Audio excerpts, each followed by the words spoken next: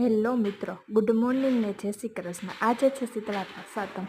સૌ પ્રથમ શીતળા માને ગાયના દૂધ અને ગંગાજળથી સ્નાન કરાવીએ છીએ, ચોખા વસ્ત્ર વડે લૂછીએ છીએ, પછી માતાજીની સ્થાપના કરીએ છીએ અને માતાજીને કંકુનો ચાંદલો, નાગલો, ચૂંદડી ચડાવીને ઘીનો દીવો કરીએ છીએ। ત્યારબાદ શીતળા માને ફૂલ અર્પણ કરીએ છીએ અને પ્રાર્થના કરીને, હે મા શીતળા, અમારા બાળકની રક્ષા કરજો।